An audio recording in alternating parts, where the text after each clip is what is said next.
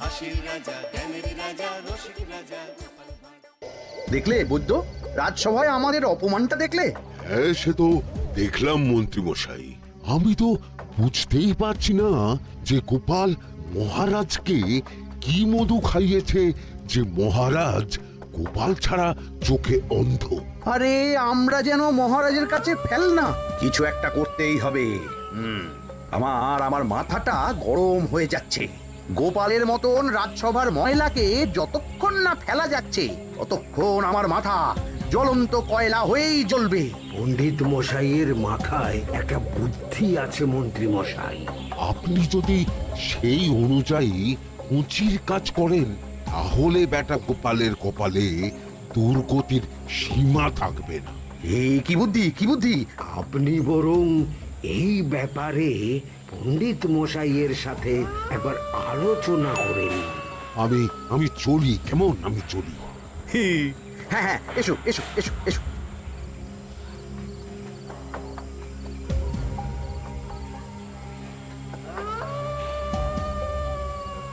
আরে ওই তো আমার বাঁ হাত ঘটা আসছে, বেটাকে দিয়ে একটা কাজ করাতে হবে। এ কি মন্ত্রী মশাই, আপনি এখানে দাঁড়িয়ে কি করছেন? এই একটা গুরুত্বপূর্ণ ব্যাপারে কথা বলছিলাম। একটা একটা কাজ করতে পারবি? কি কাজ করতে হবে বলুন মন্ত্রী মশাই। আমাকে একটু ঠান্ডা জল, পাতিলেবু আর পুদিনার পাতা দিয়ে শরবত বানিয়ে খাওয়াতে পারবি? সেসব আমার ঘরে ব্যবস্থা করাই আছে। চলুন চলুন, আমার সাথে চলুন। হ্যাঁ হ্যাঁ, চল চল চল চল চল।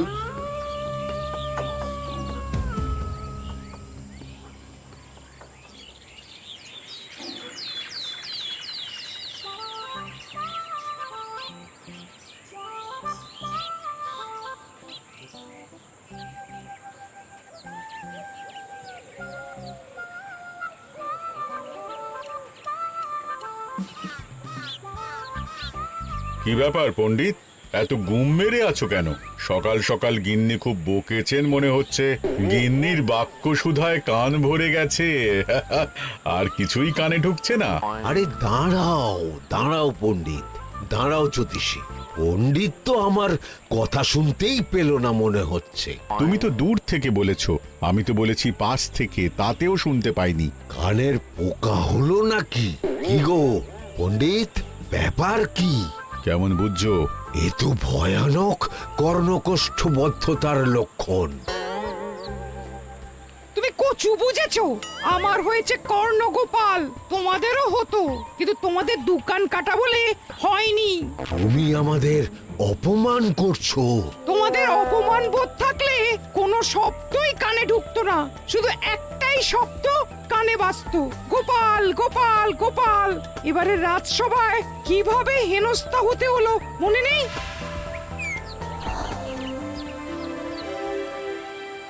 মহারাজ, একটা ভিক্ষা আছে। ভিক্ষার জন্য কৃষ্ণনগরের রাস্তাই সবচেয়ে উপযুক্ত জায়গা গোপাল, তুমি বরং সেখানেই যাও। মন্ত্রী, মন্ত্রী মশাই ঠিকই বলেছেন মহারাজ। যে যার নিজের জায়গা থেকে কথা বলে। কুকুর বলে ভৌ ভৌ, বেড়াল বলে মিউ মিউ, কাক বলে কা কা। মন্ত্রীর ভিক্ষার জায়গা কৃষ্ণনগরের রাস্তা, আর গোপালের ভিক্ষার জায়গা মহারাজ কৃষ্ণচন্দ্রের দুয়ার। বলো কি ভিক্ষা? বাড়িতে পুজো আছে মহারাজ, খরচা অনেক, কিছু ঋণ আবশ্যক। যদি 100 মোহর। ঋণ তোমাকে আমি দিতে পারবো না গোপাল। পুজো উপলক্ষে তোমাকে আমি 100 মোহর দিলাম। মহারাজ, আমিও ঠিক এই কথাটাই বলতে যাচ্ছিলাম। আমরাও তাহলে বাড়িতে পুজো করব। পুজোর জন্য আমাদের অনেক খরচ, তাই যদি... অবশ্যই অবশ্যই, কত ঋণের প্রয়োজন খাজানজির কাছ থেকে নিয়ে নিও, সুদটা আমি মাফ করে দিলাম। মহারাজ, গোপালকে দান আর আমাদের ঋণ? হ্যাঁ, কারণ তোমরা নিজেরা খাবে, কিন্তু গোপাল অন্যদের খাওয়াবে। গোপালের মতো মানুষের সঙ্গে থাকাই হলো রাজধর্ম। কিন্তু তাছাড়াও তোমরা হলে 80 যাই বেতন পাই দলের লোক।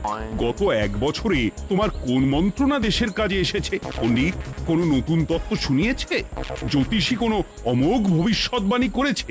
আর বৈদ্য 3 বছর ধরে আমার হাঁটুর ব্যথা সারাতে পারেনি। কিন্তু গোপাল, গোপালের ভাঁড়ে হাস্যরসের কখনো অভাব হয়নি।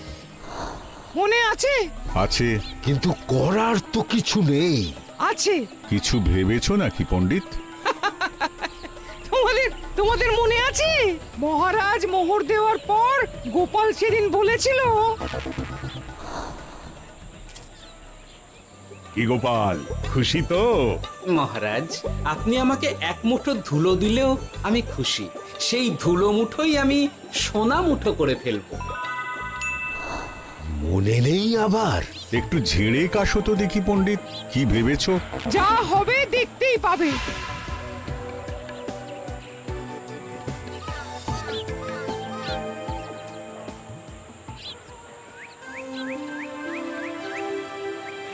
মহারাজের জয় হোক। মহারাজের জয় হোক। ওরে বাবা, এই যে সকাল সকাল চান করে ঠান্ডা লেগে গেল মনে হচ্ছে। মহারাজ, ওই কবি গান উপলক্ষে গত মাসটা আমি কৃষ্ণনগরের কোণে কোণে ঘুরে বেরিয়েছি। প্রজাদের মধ্যে একটা অসন্তোষ আমি লক্ষ্য করেছি মহারাজ। অসন্তোষ? আমি তো জানতাম আমার শাসনে প্রজারা সুখে আছে।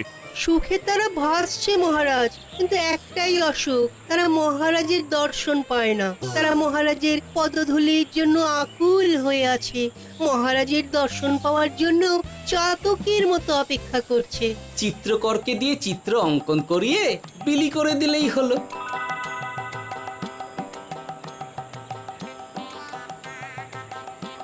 খুব ধুলো হয়েছে মহারাজ, কিন্তু এত ধুলো কালকের ঝড়ে ঢুকেছে। ঝাড়ুদার,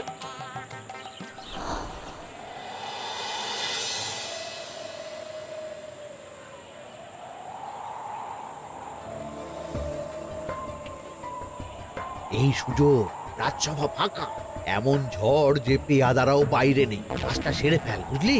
কিরে, কাজটা কর।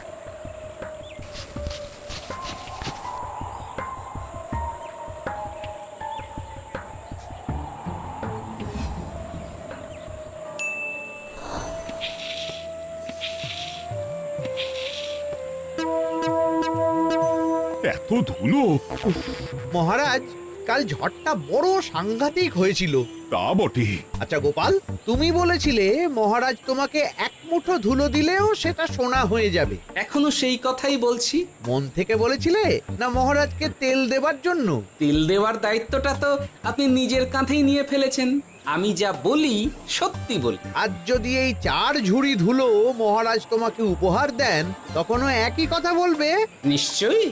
মহারাজ, গোপালকে এই 4 ঝুড়ি ধুলো দেওয়ার হুকুম হোক। কি গোপাল, আমি তোমাকে যদি এই ধুলোর ঝুড়িগুলো দিই, তা থেকে সোনা আসবে নাকি? আসবে মহারাজ, মোহরের বস্তা আসবে। যদি না আসে, আপনি বলুন। তোমাকে কৃষ্ণনগর ছেড়ে চলে যেতে হবে। রাজি? আর যদি আমি পারি, তাহলে আপনাকে এই মন্ত্রীর চাকরি ছেড়ে দিতে হবে। কি রাজি? কি মন্ত্রী, রাজি? রাজি। গোপাল? রাজি মহারাজ। আচ্ছা, আর কেউ মন্ত্রীর পক্ষে বাজি ধরেছেন নাকি? হ্যাঁ, আমি আমি আমি আমি। ও গোপাল এবার যে মরণ কুয়োতে ঝাঁপিয়েছে, সেখান থেকে আর উঠে আসতে পারবে না। কুলো থেকে মোহরের বস্তা আসবে, এ হচ্ছে ওই গোপালের উন্মাদ রোগের শুরু। দেমাক দেমাক, মহারাজের পিঠ চাপড়ানি পেয়ে পেয়ে গোপাল ভেবেছে যে ও সব কিছু করতে পারে। এবার শুধু সেই দিনটার অপেক্ষা, যেদিন গোপালকে উল্টো গাধায় চড়িয়ে কৃষ্ণনগর থেকে বার করে দেব। এতটা নিশ্চিন্ত হবেন না মন্ত্রীমশাই। গোপাল কিন্তু হালকা কথা ছুঁড়ে দেওয়ার লোক নয়। কি বলতে চাইছো পণ্ডিত? ওই 4 ঝুড়ি ধুলো থেকে মোহরের বস্তা আসবে? না, তা বলছি না। অন্য জায়গা থেকেও তো মোহরের বস্তা আসতে পারে। তার সঙ্গে ধুলো মিলিয়ে দিলেই কেল্লাফতে। গোপালের নিশ্চয়ই কোনো পরিকল্পনা আছে। গোপালের সব পরিকল্পনার গোড়া মেরে রেখে দিয়েছি পণ্ডিত। ঘটা আছে গোপালের পেছনে, আর ঘটা আছে গোপালের বাড়ির পাহারা। লুকিয়ে কিচ্ছু করতে পারবে না। আরে ওই তো বটা আসছে। বেল্লিক, উল্লুক, তোকে আমি জল বিছুটি দেওয়াবো। গোপালকে ছেড়ে চলে এসেছিস কেন? কেন? ছেড়ে আসবো কেন মন্ত্রী মশাই? গোপালকে ওর বাড়ির সামনে ছেড়ে এসেছি। ওখানে তো ঘটা আছে। ও বড্ড ঘুরিয়েছে বেটা। কোথায় কোথায় গিয়েছিল গোপাল? 4 ঝুড়ি ধুলো নিয়ে বেটা বাড়ির উল্টো দিকে হাঁটা দিল। চললাম পিছু পিছু যাচ্ছিল কোন দিকে? নদীর দিকে, কিন্তু গোপাল দাঁড়ালো যদুর বাড়ির সামনে। এই যদু হলো সেই লোক যে লোকজনের বাড়িঘর কেনা বেচা করে আর লোক ঠকায়। আগে রাজধানীতে থাকতো। বেটা রাজধানী থেকে এই কৃষ্ণনগরে পালিয়ে এসেছে, এখানেও লোক ঠকাচ্ছে। কিন্তু বেটা এত চালাক যে কিছুতেই ধরা যাচ্ছে না। এইরকম লোককে ধরাচ্ছে হাতে রাখা ভালো নয় কি মন্ত্রী মশাই? সে তো জানি, কিন্তু ওর ওপর মহারাজের কড়া নজর আছে। এখন ওর সঙ্গে সম্পর্ক রাখা খুব ঝুঁকি। যাই হোক, তারপর? হ্যাঁ, তারপর যদু, যদু রে, গোপাল খুড়ো, আরে তুমি এখানে কি করছো?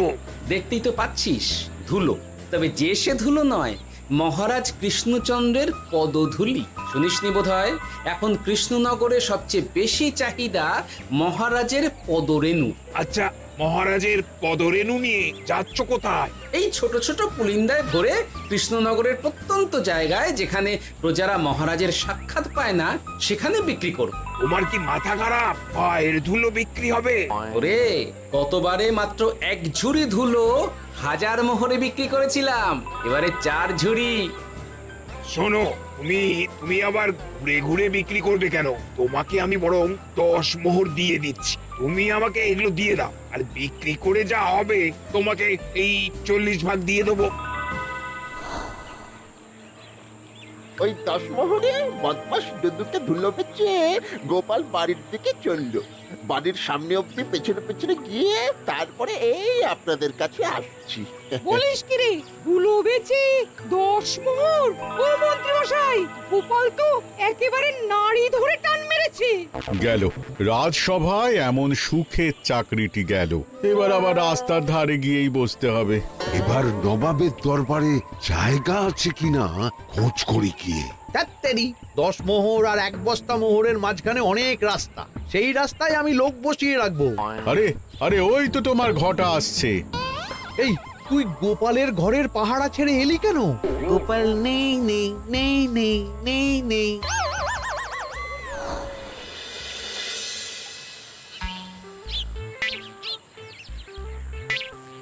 আরে, ভয় পেলি নাকি? না না না না না, ভয় পাবো কেন?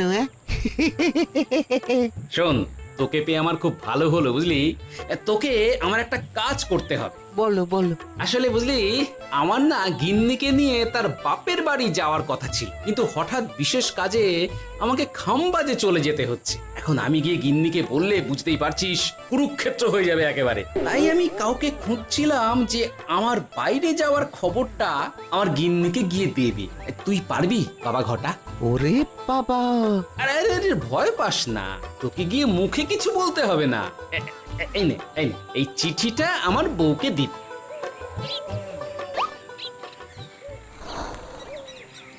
কৃষ্ণনগর ছেড়ে চুপি চুপি চলে যাচ্ছে, চালাকিটা দেখেছেন? ওসব চালাকি আমি তুড়ি মেরে উড়িয়ে দেব। কি করবেন? চারিদিকে আমি অশ্বারোহী গুপ্তচর পাঠাচ্ছি, গোপালকে কোনো চালাকি করতে দেব না।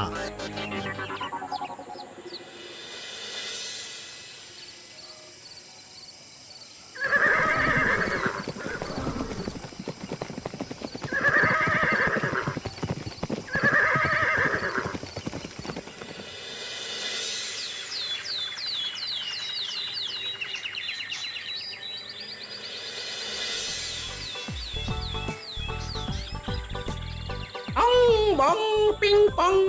হ্যাঁ, ও যে বাপ যে, এ আবার কি বলে? মানে বুঝিতে পারিলে না? অং বং পিং পং অর্থাৎ আইসো আমার নিকট বিদেশি জাদু শরবত আছে, ইহাতে তৃষ্ণা নিবারিত হয়, শক্তি বৃদ্ধি হয়, ঘুম ভালো হয়, সম্পর্কের উন্নতি হয়, জামা কাপড় ফর্সা হয়, তু শব্দ না করে সকাল সকাল কষ্ট পরিষ্কার হয়, মূল্য মাত্র 1 মোহর। বোঝো, ওইটুকু অং বঙ্গের মধ্যে এত কিছু? ঠিক আছে, তা দাও দেখি। আপাতত টেস্টটা তো মিটু, বাকিগুলো পরে বোঝা যাবে।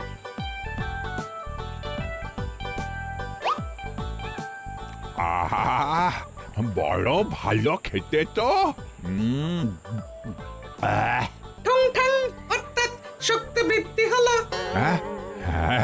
হ্যাঁ, মনে হচ্ছে গায়ে যেন দুগুণ বল পাচ্ছি। কি হয়েছে ভাই? এ কে? এ ভিন দেশ থেকে জাদু শরবত নিয়ে এসেছে গো। জাদু শরবত ভিন দেশ? একেবারে বহু ভুজা শরবত। খেলে তেষ্টা যাবে, গায়ে জোর হবে, ঘুম হবে, সম্পর্ক ভালো হবে, জামা কাপড় ফর্সা হবে, সকালে হ্রাস করে পেটও পরিষ্কার হবে। সে কি? দাও গো ভাই, আমাকেও দাও। গুড় জল, সঙ্গে একটু ভাজা মশলা, আমচুর আর বিট নুন, শুদ্ধ দেশি জিনিস। জানলে কেউ ছুঁয়েও দেখতো না, কিন্তু একটু বিদেশি গন্ধ দিতেই একেবারে হট্ট মেলা। আরে তোমরাও এসেছো দেখছি। সং সং শঙ্কা, লং লং লঙ্কা। মানে? অর্থাৎ এই শরবত খেলে আর শঙ্কা নাই, বুদ্ধি লঙ্কার মতন ঝাল হয়ে যাবে। তারপর ডং ডং ডঙ্কা, টং টং টঙ্কা, ফাইন ফাইন, অর্থাৎ টাকা আসবে আমার কাছে।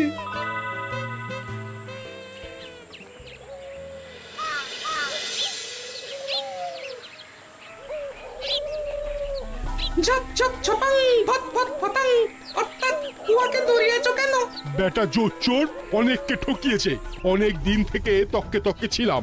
এবার এই ধুলো নিয়ে মহারাজের পায়ের ধুলো বলে বিক্রি করছিল। একটা বেনামি চিঠিতে খবর পেয়ে বেটাকে ধরেছি। ব্যাং ব্যাং বিগ ব্যাং, অর্থাৎ বাহ বাহ বাহ বাহ। বেনামি চিঠিটা আমি দিয়েছিলাম বাবু। বাবা যদু, তুমি সেই রাজধানী থেকে কৃষ্ণনগর অবধি মানুষকে অনেক খোল খাইয়েছো। তুমি এতদিন ঘুঘু দেখে এসেছিলে বাবা, এবার গোপাল নামক ফাঁদটা দেখলে। কতবার বলবো, এইসব ধুলো আমি গোপালের কাছ থেকে কিনেছি। যা বলার ওই বিচারের সময় মহারাজকে বলবি। চল চল চল চল চল।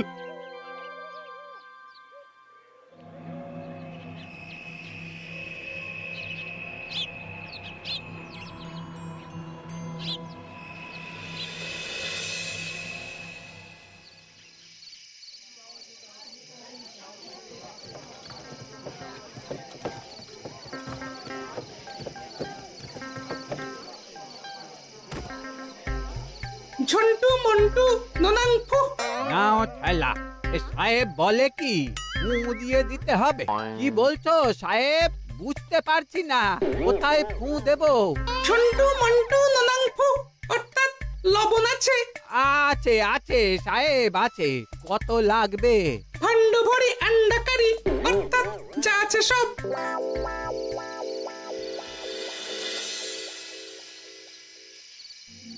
ব্যাস, মোটামুটি আশেপাশে সব দোকানের নুন এখন আমার জিম্মায়। এবার আসল মজা শুরু হবে।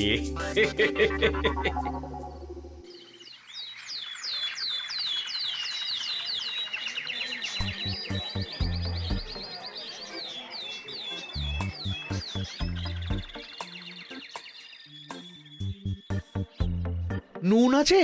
না হুজুর, গোটা কৃষ্ণনগরেই নুন নেই।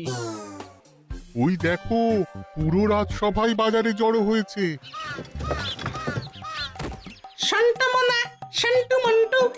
আবার কি বলছে রে বাবা? শান্তামনা, শান্টু মন্টু, অর্থাৎ জনগণ শ্রবণ করুন। নান্টু কান্টু, নুন কি নেবেন? আন্টু আন্টু, আসুন আসুন। আমার আমার এক সের নুন লাগবে। শান্টু, অবশ্যই 1 সের লবণ 10 মোহর। 1 সের 10 মোহর? 10 মোহর লইবেন না লইবেন না? না, নেব না। উত্তম উত্তম, গান্ডা পিণ্ডে ঢিসুম ঢিসুম, অর্থাৎ তাহা হইলে নুনের বদলে গৃহিণীর প্রহার ভক্ষণ করুন। আমাকে 1 সের নুন দিন। আমাকেও নুন ছাড়া বাড়ি ফিরলে গিন্নি ঘর ছাড়া করবে আমাকে। শুনলাম কৃষ্ণনগর থেকে নুন উধাও। আছে মহারাজ, আছে। কৃষ্ণনগরের সব লবণ আমার নিকটে আছে। 1 সের 10 মোহর। এত দাম? দাম তো হবেই মহারাজ। লবণ ছাড়া রান্না কেমন হবে ভাবিয়া দেখুন। ঠিকই বলেছ, রাজপাকশালেও তো রান্না বসেনি। 100 সেরের মতন রাজপ্রাসাদে পাঠিয়ে দাও। 1000 মোহর দিয়ে দাও।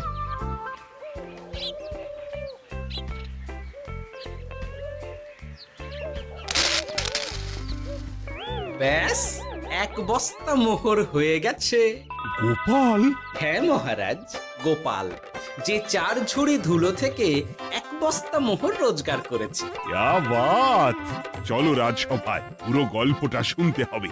সকলেই এসো তাহলে রাজসভায়। কিন্তু মহারাজ, যারা বাজি হারলো তাদের তো চাকরি গেছে, তো তারা রাজসভায় যাবে কি করে?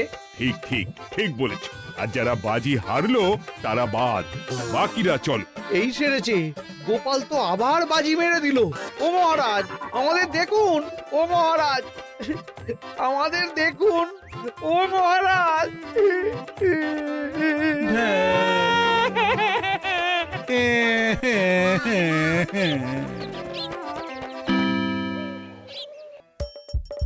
হাসির রাজা জ্ঞানের রাজা রসিক রাজা